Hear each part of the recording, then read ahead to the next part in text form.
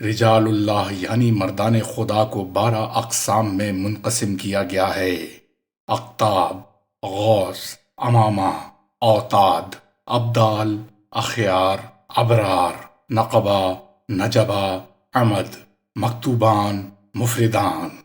سب سے پہلے بات کرتے ہیں اقطاب کی۔ ہر زمانے میں صرف ایک قطب ہوتا ہے۔ یہ قطب سب سے بڑا ہوتا ہے۔ اسے مختلف ناموں سے پکارا جاتا ہے: قطب عالم، قطب کبریٰ، قطب الارشاد، قطب مدار، قطب الاقطاب، قطب جہاں اور جہانگیر عالم۔ عالم علوی اور عالم سفلی میں اسی کا تصرف ہوتا ہے اور سارا عالم اسی کے فیض برکت سے قائم ہوتا ہے۔ اگر قطب عالم کا وجود درمیان سے ہٹا دیا جائے تو سارا عالم درہم برہم ہو کر رہ جائے۔ قطب عالم براہ راست اللہ تعالیٰ سے احکام و فیض حاصل کرتا ہے اور ان فیوز کو اپنے ماتحت اقطاب میں تقسیم کرتا ہے۔ وہ دنیا کے کسی بڑے شہر میں سکونت رکھتا ہے، بڑی عمر پاتا ہے، نور خاصہ مصطفی صلی اللہ علیہ وآلہ وسلم کی برکات ہر سمت سے حاصل کرتا ہے۔ وہ اپنے ماتحت اقطاب کے تقرر، تنزل اور ترقی کے اختیار کا مالک ہوتا ہے۔ ولی کو معزول کرنا، ولایت کو سلب کرنا، ولی کو مقرر کرنا، اس کے درجات میں ترقی دینا اسی کے فرائض میں ہے۔ وہ ولایت شمس پر فائز ہوتا ہے، لیکن اس کے ماتحت اقطاب کو ولایت قمر میں جگہ ملتی ہے۔ قطب عالم اللہ تعالیٰ کے اسم رحمان کی تجلی کا مظہر ہوتا ہے۔ سرکار دو عالم صلی اللہ علیہ وآلہ وسلم مظہر خاص تجلی الولایت ہیں۔ قطب عالم مالک بھی ہوتا ہے اور اس کا مقام ترقی پذیر ہوتا ہے، حتیٰ کہ وہ مقام فردانیت تک پہنچ جاتا ہے۔ یہ مقام محبوبیت ہے۔ رجال اللہ میں اس قطب عالم کا نام عبداللہ بھی ہے۔ اقطاب کی بے شمار قسمیں ہیں۔ یہ اقطاب تمام کے تمام قطب عالم کے ماتحت ہوتے ہیں: قطب ابدال، قطب اقالیم، قطب ولایت وغیرہ وغیرہ۔ بعض اوقات مختلف افراد کی تربیت کے لیے ایک ایک قطب کا تعین کیا جاتا ہے: قطب زہاد، قطب عباد، قطب عرفہ، قطب متوکلان۔ یہ اقطاب شہروں، قصبوں، گاؤں، غرض کے جہاں جہاں انسانی معاشرہ ہے وہاں ایک قطب مقرر ہے جو اس کی محافظت اور اصلاح کا ذمہ دار ہوتا ہے۔ وہ بستی مومنوں سے آباد ہو خواہ کافروں سے، مگر قطب اپنے فرائض انجام دیتا رہتا ہے۔ مومنوں کی بستی میں اسم ہادی کی تجلی سے کام لیا جاتا ہے اور کافروں کی پرورش یا نگرانی اسم مضل کے ماتحت ہوتی ہے۔ غوث، بعض صوفیاء کرام نے غوث اور قطب کو ایک ہی شخصیت قرار دیا ہے، مگر حضرت محی الدین ابن عربی رحمۃ اللہ علیہ کے نزدیک قطب الاقطاب اور غوث میں بڑا فرق ہے۔ بعض اوقات قطب اور غوث کے اوصاف ایک ہی شخصیت میں جمع ہو جاتے ہیں۔ قطبیت کی وجہ سے قطب الاقطاب اور غوثیت کے اعتبار سے غوث العالم کہلاتا ہے۔ امامان، قطب الاقطاب کے 2 وزیر ہوتے ہیں جنہیں امامان کہتے ہیں۔ ایک قطب کے داہنے ہاتھ رہتا ہے جس کا نام عبد الملک ہے، اور دوسرا بائیں ہاتھ بیٹھتا ہے، اس کا نام عبد الرب ہے۔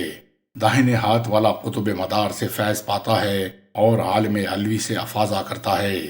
بائیں ہاتھ والا قطب مدار سے فیض حاصل کرتا ہے مگر عالم سفلی پر افاضہ کرتا ہے۔ صوفیاء کے نزدیک بائیں ہاتھ والے امام کا رتبہ دائیں ہاتھ والے امام سے بلندتر ہے۔ یہی وجہ ہے کہ قطب الاقطاب کی جگہ خالی ہوتی ہے تو بائیں ہاتھ والا ترقی پاتا ہے اور اس کی جگہ دائیں ہاتھ والا مقرر ہوتا ہے۔ اس کی وجہ یہ ہے کہ عالم کون و فساد میں انتظام کرنا اور امن برقرار رکھنا زیادہ مشکل ہے۔ اس عالم میں معاشرہ اپنی خواہشات غیظ و غضب اور فساد و شر کی وجہ سے سخت انصرام و انتظام کی ضرورت کا تقاضا کرتا ہے۔ اس لیے یہ وزیر زیادہ مستعد، تجربہ کار اور مضبوط رکھا جاتا ہے۔ اس کی نسبت عالم علوی کے احوال زیادہ اصلاح یافتہ ہیں جہاں مشکلات کا کم سامنا ہوتا ہے۔ اوتاد، دنیا میں 4 اوتاد ہوتے ہیں۔ یہ عالم کے چاروں آفاق یعنی گوشوں پر متعین ہیں۔ مغربی افق والے اوتاد کا نام عبد الودود، مشرقی افق والے کا نام عبد الرحمن، جنوبی والے کا نام عبد الرحیم اور شمالی والے کا نام عبد القدوس ہوتا ہے۔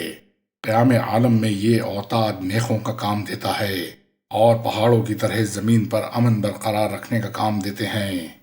قرآن پاک میں آیا ہے، کیا ہم نے زمین کو بچھونا اور پہاڑوں کو اوتاد نہیں بنایا؟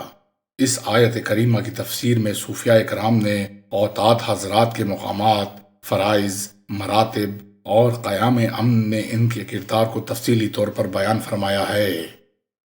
ابدال یہ دنیا میں بیک وقت 7 ہوتے ہیں اور 7 اقالیم پر متعین ہوتے ہیں۔ یہ 7 انبیاء کے مشرب پر کام کرتے ہیں۔ یہ لوگوں کی روحانی امداد کرتے ہیں اور عاجزوں اور بے کسوں کی فریاد رسی پر معمور ہیں۔ ابدال اقلیم اول برقلب ابراہیم علیہ السلام بنام عبد الحی۔ ابدال اقلیم دوئم برقلب موسیٰ علیہ السلام بنام عبد العلیم۔ ابدال اقلیم سوئم برقلب ہارون علیہ السلام نام عبد المرید۔ ابدال اقلیم چہارم برقلب ادریس علیہ السلام بنام عبد القادر۔ ابدال اقلیم پنجم برقلب یوسف علیہ السلام بنام عبد القاہر۔ ابدال اقلیم ششم برقلب عیسیٰ علیہ السلام بنام عبد السمیع۔ ابدال اقلیم ہفتم برقلب آدم علیہ السلام بنام عبد البصیر۔ مندرجہ بالا 7 ابدالوں میں سے عبد القادر اور عبد القاہر کو ان مقامات، ممالک اور اقوام پر مسلط کیا جاتا ہے جہاں اللہ تعالیٰ کا قہر نازل ہونا ہوتا ہے۔ یہ مقہوری بنتے ہیں۔ ان 7 ابدالوں کو قطب اقلیم بھی کہتے ہیں۔ مندرجہ بالا ابدال کے علاوہ 5 ابدال اور بھی ہوتے ہیں جو یمن میں رہتے ہیں اور پورے شام پر ان کی حکومت ہوتی ہے۔ یہ قطب ولایت کہلاتے ہیں۔ قطب عالم کا فیض قطب اقالیم پر اور قطب اقالیم کا فیض قطب ولایت پر اور قطب ولایت کا فیض تمام اولیاء جہاں پر وارد ہوتا رہتا ہے۔ علاوہ ازیں 350 ابدال اور بھی ہوتے ہیں جن میں سے 300 قلب آدم علیہ السلام پر ہیں۔ میر سید محمد جعفر مکی نے 404 ابدال کی تعداد بتائی ہے جو مختلف انبیاء علیہ السلام کے مشرب پر ہوتے ہیں اور مختلف خدمات انجام دیتے رہتے ہیں۔ مفردان افراد کو کہتے ہیں جو قطب عالم ترقی کرتا ہے وہ فرد ہو جاتا ہے، مقام فردانیت پر پہنچ کر تفرقات سے کنارہ کش ہو جاتا ہے، قطب مدار عرش سے تحت الثری تک متصرف ہوتا ہے اور فرد تحقق ہوتا ہے۔ یاد رہے کہ تصرف و تحقق میں بڑا فرق ہے۔ قطب مدار تو علی الدوام تجلی صفات میں رہتا ہے مگر خود تجلی ذات میں ہوتا ہے۔ قطب مدار خاص ہے، فرد اخص ہے۔ فردانیت مقام انبساط و محبت ہے، یہاں پہنچ کر مراد باقی نہیں رہتی۔ بعض اولیاء کو تجلی افعالی ہوتی ہے، بعض کو تجلی آسمائی، بعض کو تجلی آثاری، بعض مقام سہو میں ہوتے ہیں، بعض مقام سکر میں، بعض بیک وقت دونوں مقامات پر۔ مقامات اولیاء اللہ خارج از حد مصر ہوتے ہیں مگر اہل فردانیت کے تمام مقامات سے برتر ہوتے ہیں۔ تنزل کی ایک ہی ہے مگر عروج و ترقی حدود و انتہا سے مبرہ ہے۔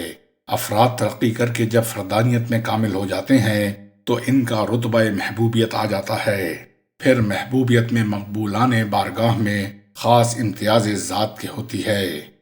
حضرت غوث الثقلین سید عبد القادر جیلانی سلطان المشائخ حضرت محبوب الہی دہلوی رحمت اللہ علیہما اسی مقام محبوبیت کے مالک تھے۔ اخیار ابدال میں سے 40 اخیار کہلاتے ہیں۔ نقبہ یہ 300 ہیں، سب کا نام علی ہے۔ نجبہ یہ تعداد میں 70 ہیں، نام حسن اور مصر میں رہتے ہیں۔ عمد یہ 4 ہیں، محمد ان کا نام ہے، زمین کے مختلف زاویوں میں کام کرتے ہیں۔ مکتوبان یہ حضرات 4000 کی تعداد میں ہوتے ہیں، ایک دوسرے کو پہچانتے ہیں، ملتے ہیں، لیکن یہ لوگ اپنے آپ کو نہیں پہچان سکتے، ان پر اپنا حال آشکار نہیں ہوتا، ایسے لباس میں ہوتے ہیں کہ اغیار پہچاننے سے عاجز ہوتے ہیں۔